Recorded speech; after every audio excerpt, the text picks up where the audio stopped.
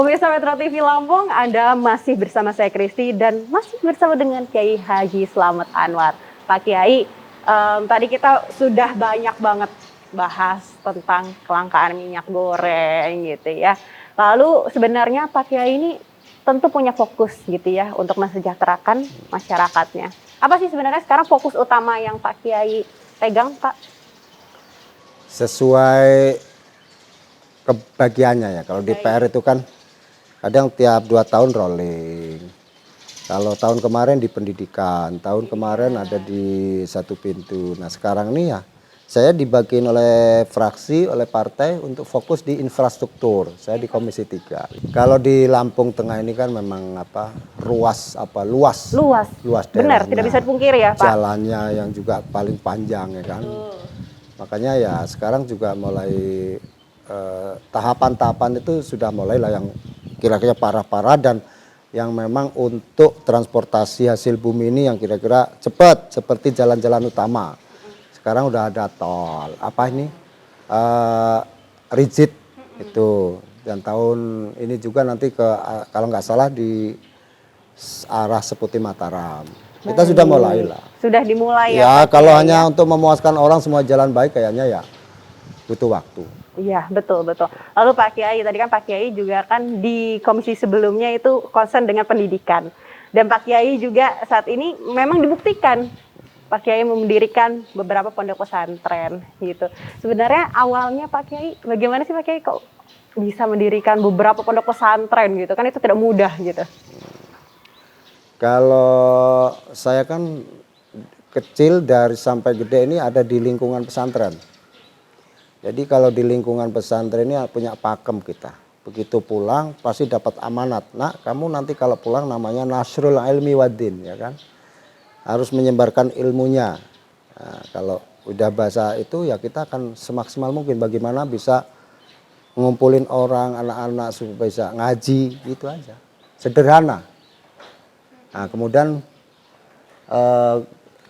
terwujudlah seperti ini ya tentunya dengan edukasi-edukasi yang Lalu Pak Kiai, pernah nggak sih Pak Kiai berpikir bahwa saya pengen deh memberikan ilmu saya ini dan juga menjadikan ada konsep-konsep tertentu agar Lampung Tengah ini lebih islami gitu. Ada nggak sih Pak Kiai rasa-rasa seperti itu sebenarnya? Ya tentulah, itu ada lah. Dengan nggak itu mah nggak usah diomongin. Memang saya mendirikan pesantren-pesantren dari beberapa tempat kan termasuk salah satunya visi misinya itu supaya lebih islami. Tapi kan kita punya ranah sendiri.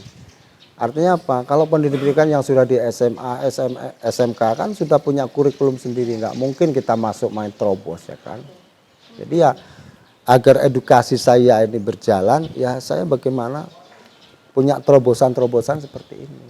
Tanpa mengganggu orang lain dan visi misi saya juga tercapai target saya. Baik, berarti dengan mendirikan pondok pesantren itu menjadi salah satu visinya Pak Kiai juga ya. Lalu boleh tahu nggak sih Pak Kiai di sini jumlahnya ada berapa santri Pak? Kalau sini yang sekolah yang sama yang laju hampir kan ada yang gabung ke sini yang belum punya izin sekitar hampir 180-an. Belum banyak. Kalau yang udah dimukim di sini hampir 80, 70, 80. Makan ikut kita semua jadi satu. Lalu Pak Kiai sebenarnya ada nggak sih Pak Kiai kesulitan ketika kan Pak Kiai ini juga sebagai anggota DPRD, Pak Kiai juga ngasuh di sini, bahkan nggak cuma di satu pondok pesantren, 3 pondok pesantren. Ada kesulitan nggak sih Pak untuk membagi tugas dan juga fungsi Waktu. Bapak? Ada nggak Pak kesulitan ya? Kalau di Al-Qurannya udah jelas loh ya, waktu ini sudah ditetapkan nggak akan berubah 24 jam.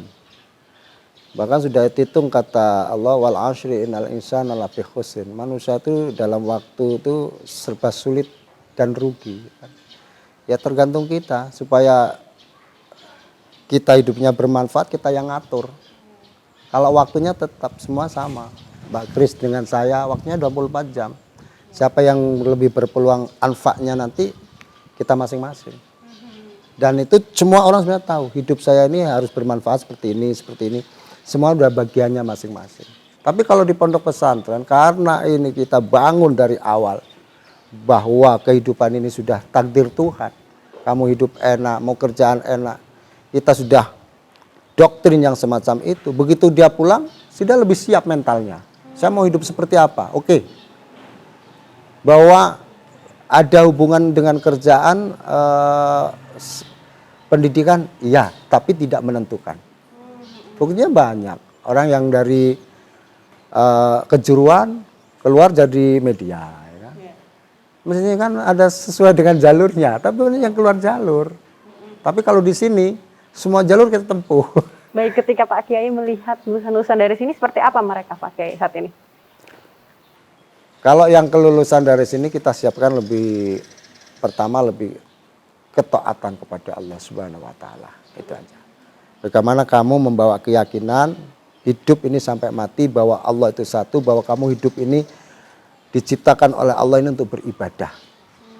Nah, kemudian yang kedua, kita bekali anak-anak ini dengan keyakinan jangan kamu ini takut nggak makan. Asal kamu mau kerja pasti makan. Kecuali hanya orang-orang yang males ini yang nggak mau sukses, saya bilang gitu. Udah, dua itu aja cukup. Itulah ya bekal yang selalu ditanamkan ya Pak Kiai ya. Ya faktanya anak yang dari sini ini ada yang sekarang dari kerjasama, taunya nggak tahu dari mana dia keterampilannya. Yang buka BR Link itu sampai omsetnya itu 1 bulan ada yang sampai 150 juta ada.